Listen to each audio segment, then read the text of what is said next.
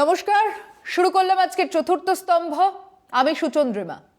অনেকের ধারণা নরেন্দ্র মোদী বা আরএসএস বিজেপির তাবড় নেতারা 2024 নিয়ে খুব চিন্তিত। 2024 নির্বাচন জেতার জন্য তারা জান বাজি রেখে মাঠে নেমেছেন। একবারও খেয়াল করছেন না আরএসএস বিজেপি আস্তে আস্তে তাদের খোলস ছাড়ছে, ধীরে ধীরে তাদের আসল এজেন্ডাগুলোকে সামনে আনছে। যে এজেন্ডাগুলোকে নিয়েই আজ থেকে প্রায় 100 বছর আগে নাগপুরে আরএসএস পথ চলা শুরু করেছিল। গুরু গোলওয়ালকর বলেছিলেন এক হিন্দু রাষ্ট্রের কথা। ঠিক সেই সময় সাভারকর তখন হিন্দু ঐক্যের কথা বলছেন। তাদের পলিটিক্যাল আউটফিট তখন হিন্দু মহাসভা। তারা বিভিন্ন রাজ্যে ফুটপ্রিন্ট বানাচ্ছে। সঙ্গে আছে আরএসএস। সেই হিন্দু মহাসভা উঠে জনসংঘ হলো, জনসংঘ উঠে বিজেপি হলো।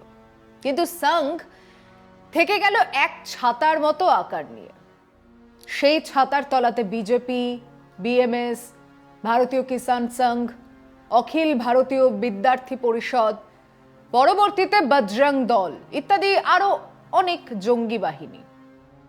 আরো অনেক পরে এই ছাতার তলায় নিয়ে আসা হয়েছে নারীদের, দুর্গা বাহিনী ইত্যাদি। উদ্দেশ্য, লক্ষ্য এক হিন্দু রাষ্ট্র স্থাপনা। তাদের খাতায় কাগজে কলমে আজ নয়, সেই 1925 থেকেই আছে। তাদের সংঘ গীতিতে আছে, নমস্তে সদা বৎসল্যে মাতৃভূমে তওয়া হিন্দু ভূমে সুখং বর্ধিতোহম। কেবল মাতৃভূমি নয়, তা হিন্দু ভূমি। এবং সেই সময় তারা স্থির করে ফেলেছিলেন এদেশের নাগরিক কারা। এদেশের নাগরিক তারাই যাদের পিতৃভূমি ভারতবর্ষ, মানে বাবা মা এখানে জন্মেছেন। পরের শর্ত কর্মভূমি, যারা এদেশেই কাজকর্ম করে বসবাস করেন। তারপরের শর্ত হলো এদেশ যাদের পুণ্যভূমি, মানে যাদের আরাধ্য দেবী দেবতা পূজনীয়রা এ দেশেই জন্মেছেন। কাবা বা মদিনা পুণ্যভূমি হলে আপনি ভারতীয় নন। বেথলহেম বা ভ্যাটিকান সিটি আপনার পুণ্যভূমি হলে আপনি এদেশের নাগরিক নন। কোথায় বলা আছে? আরএসএস এর কর্মসূচিতে খুব পরিষ্কার করে বলা আছে, সেটাই হয়ে উঠবে আগামী নাগরিকত্বের নতুন আইন। বর্তমান আইনও সংশোধন হবে। তারা যা যা বলেছেন সেগুলো করেছেন। বলেছেন 370 ধারা তুলে দেব, দিয়েছেন। বলেছেন বাবরি মসজিদ ভাঙা হবে, ভেঙেছেন। বলেছেন 3 তালাক আইন তুলে দেবেন, দিয়েছেন। তারা বিভিন্ন রাজ্যে ইউনিফর্ম সিভিল কোড এনে জল মাপছেন। নিশ্চিন্তে থাকুন, এই নির্বাচন শেষ হলে সংসদেই সেই কানুন পাস করানো হবে। তারা বলেছেন সাফ করে কারা হতে পারে এই দেশের নাগরিক। তারা সেই লক্ষ্যেই এগোচ্ছেন। এটা নতুন কিছু নয়। কিন্তু এমন কি যে এসব তাদের খাতায় কলমে ছিল, তারা শুরু থেকেই এসব চেয়েছিল, দাবি করছিল, বলে আসছিল? না, একবারও না। 2014 আগে কতজন বিজেপি নেতার মুখে শুনেছেন যে নেহেরু দেশকে ডুবিয়ে গেছেন, গান্ধী দেশকে পাকিস্তানের হাতে তুলে দেবার চেষ্টা করেছেন, নাথুরাম গডসে দেশপ্রেমী ছিলেন? একবারও কেউ একথা বলতেন না। উল্টে সংসদ থেকে নর্থ ব্লকে যাওয়ার করিডোরে নেহেরুর একটা ছবি ছিল, সেটা কেউ সরিয়ে নেওয়ায় তা অটল বিহারী বাজপেয়ী খেয়াল করেন এবং সেই ছবি আবার সঠিক জায়গাতে রাখা হয়। এই গল্প উনি নিজেই সাংবাদিকদের কাছে করেছিলেন। কিন্তু আজ সংসদে দাঁড়িয়ে একদা তারিপার ঘোষিত অপরাধী অমিত শাহ নেহেরুর সমালোচনা করতে গিয়ে বলছেন এই সমালোচনা করাটা তার গণতান্ত্রিক অধিকার। নিশ্চয়ই অধিকার, সমালোচনা তো হওয়াই উচিত। বহু সমালোচনা তো আছেও, কিন্তু কিসের ভিত্তিতে? ইতিহাসের সামান্য ধার ধারে না যারা, ইতিহাসকে প্রতি মুহূর্তে যারা বিকৃত করেই চলেছেন, তাদের মুখে নেহেরুর সমালোচনা। একটা সরকার, যে সরকার দেশের সাংবিধানিক কাঠামোকে ছিন্ন ভিন্ন করে নিজেদের দলকে, নিজেদের সাম্প্রদায়িক আদর্শকে তুলে ধরতে চায়, তারা করবে নেহেরুর সমালোচনা। নিচ্ছে একটা বিরতি, সঙ্গে থাকুন। এই কদিন আগে এক অর্বাচীন বিচারপতি, সত্যি লজ্জা লাগে, এই অভিজিৎ গাঙ্গুলির সঙ্গে আমাদের দেশের উচ্চ আদালতের নাম জুড়ে আছে। এই লোকটি, যিনি নিজেকে সাপটাপো বলেন, তিনি গান্ধী না গডসে, এই প্রশ্নের জবাবে উত্তরও দিলেন না। প্রশ্নকর্তা ততোধিক অর্বাচীন, রাষ্ট্রপিতা না রাষ্ট্রপিতার হত্যাকারী, এমন এক বাইনারিতে এনে দাঁড় করানোর চেষ্টা করলেন। এবং কিছুদিন আগে বিচারপতির আসনে বসে থাকা আরেক অর্বাচীন হেসে বললেন, এই প্রশ্নের জবাব এখনই দেব না। তার উত্তর তার কথা থেকেই পরিষ্কার। না, এইসব কথা আগে শোনা যায়নি। আরএসএস প্রতিষ্ঠাতা গোলওয়ালকর নিজে লিখে গেছেন হিটলারের মতো সামরিক শাসনের প্রয়োজনীয়তার কথা।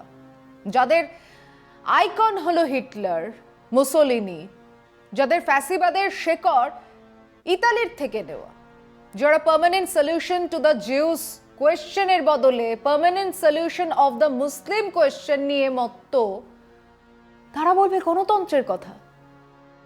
ফ্যাসিস্ট দানব বলবে সবার সমান অধিকারের কথা। যারা গরু, ছাগল, ভেড়ার মতো সাংসদ, বিধায়ক কিনে বেচে সরকার তৈরি করে, বিরোধীদের সরকার ভেঙে দেয়, তারা বলবে গণতন্ত্রের কথা। কোন মুখে? সূর্য ওঠার আগে রাজভবনে দল ভাঙে শপথ নেবার পরের দিন যাদের মুখ পুড়েছে, তারা বলছে গণতন্ত্রের কথা। অতিমারির মধ্যে বিরোধী দলের সরকার ভাঙার জন্য যারা এমএলএ কিনে রেখে দেয় রিসর্টে, নির্বাচিত সরকার ফেলে দেয়, তারা গণতন্ত্রের কথা বলবে। যারা দেশের কোটি কোটি মানুষকে আড়ালে রেখে একের পর এক দেশের সম্পদ বেচে দিচ্ছে, তারা গণতান্ত্রিক। কোনো রকম আলোচনার সুযোগ না দিয়ে তড়িঘড়ি করে 3টে কৃষি বিল পাস করিয়ে যারা কৃষি ক্ষেত্রকে দালাল, কর্পোরেট হাউসের হাতে তুলে দিতে চায়, তারা গণতন্ত্রের কথা বলবে। আর আমরা শুনবো কেন? দেশপ্রেম। কাদের মুখে শুনছি এ কথা? আরএসএস বিজেপির দেশপ্রেম। 5-5টা চিঠিতে যাদের নেতা ফিলোসোফার গাইড সাভারকর কাকুতি মিনতি করে মুচলেকা দিয়েছে ইংরেজদের কাছে, যাতে ছত্রে ছত্রে আছে বীর সাভারকরের কাপুরুষতার কাহিনী, কিভাবে ইংরেজদের সাহায্য করার প্রস্তাব দিয়ে ছড়া পেতে চেয়েছিলেন আন্দামানের কারাগার থেকে, তারা দেশপ্রেমিক। সরসং চালক গোলওয়ালকর ইংরেজদের লিখছেন কিভাবে 42-এর ভারত ছাড়ো আন্দোলনের বিরুদ্ধে তারা ইংরেজদের পাশে দাঁড়াতে চায়। সংঘের প্রত্যেক সদস্যের কাছে নির্দেশ যাচ্ছে এই মর্মে, নির্দেশ যাচ্ছে ভারত ছাড়ো আন্দোলনে যোগদান না করার। যারা এই নির্দেশ দিচ্ছে তারা দেশপ্রেমী। যারা মুসলিম লীগের হাত ধরে দেশটাকে দুটুকরো করার আবেদন করছে ব্রিটিশ সাম্রাজ্যের কাছে, তারা দেশপ্রেমিক। তাদের কাছ থেকে আমাদের দেশপ্রেম শিখতে হবে।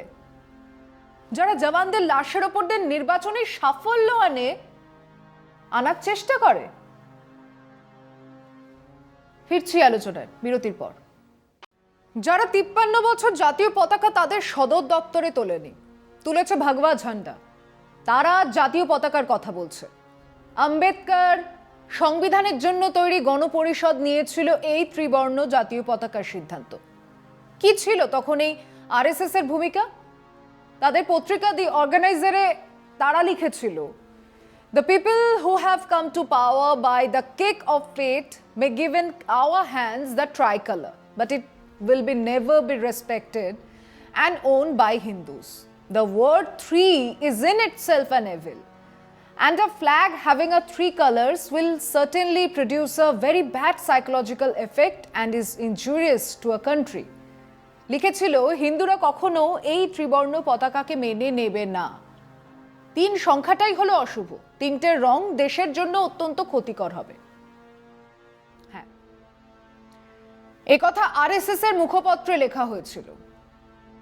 তারা আজ জাতীয় পতাকার কথা বলছে। তারা জাতীয় পতাকার সম্মান অসম্মান নিয়ে কথা বলছে। গোলওয়ালকর তার বই বাঞ্চ অফ থটসে ড্রিফটিং শিরোনামে লিখছেন, Our leaders have set up a new flag for our country. Why did they do so? It is just a case of drifting and imitating. Ours is an ancient and great nation with a glorious past.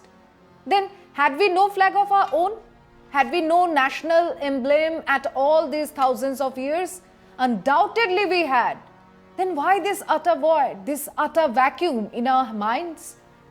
তিনি বলছেন, আমাদের নেতারা যে নতুন পতাকা তৈরি করলেন তা মানুষের নজর সরিয়ে দেওয়ার জন্য। আমাদের কি অন্য কোনো পতাকা ছিল না? নিশ্চয়ই ছিল। আসলে তিনি ওই ভগবা ঝান্ডার কথা বলছেন। তিনি হিন্দু রাষ্ট্রের ধারণা থেকেই কথাগুলো বলছেন। এদের কাছ থেকে জাতীয় পতাকার মান সম্মানের কথা শুনবে দেশের অন্নদাতারা, দেশের শ্রমিক, সাধারণ মানুষেরা। বাবরি মসজিদ ভাঙার জন্য যেদিন গিয়েছিলেন এই আরএসএস বিজেপির দল, সেদিন কি জাতীয় পতাকা নিয়ে গিয়েছিলেন? না, যাননি। হাতে ছিল গেরুয়া ঝান্ডা। এখানেই তফাৎ। আমাদের অন্নদাতারা তাদের দলের, সংগঠনের, ধর্মের যে পতাকায় লাগান না কেন সঙ্গে জাতীয় পতাকা নিতে ভোলেননি। সেই অন্নদাতারা বলবেন, আমরা বলবো জাতীয় পতাকার কথা। আরএসএস বিজেপির কাছ থেকে বকওয়াস শুনবো কেন? এই রাজ্যে এই আরএসএস বিজেপির নেতা শ্যামাপ্রসাদ মুখোপাধ্যায়, যিনি ইংরেজদের কাছে চিঠি লিখে কিভাবে 42-এর ভারত ছাড়ো আন্দোলনকে ব্যর্থ করা যায় তার পরিকল্পনার কথা লিখেছিলেন, সেই শ্যামাপ্রসাদের উত্তরসূরিরা আমাদের শেখাবে দেশ, দেশপ্রেম, জাতীয় পতাকা। দেশের মাথায় যারা মনুবাদকে চাপাতে চান তারা, তাদের মহান নেতা ক্ষণে ক্ষণে বলেন সবকা সাথ, সবকা বিকাশ। কিসের সবকা সাথ? মনুস্মৃতিতে সাফ বলা আছে মাথায় থাকবে ব্রাহ্মণ আর রাজপুতেরা, ব্যবসা করবে বৈশ্যরা আর সেবা করবে শূদ্ররা। কিভাবে? তাদের ঘরের মেয়েদের আখের খেতে নিয়ে গিয়ে চিৎ করে পেড়ে ফেলা হবে, ধর্ষণ করা হবে, হত্যা করা হবে, তারপর পুলিশি পাহারায় জ্বালিয়ে দেওয়া হবে।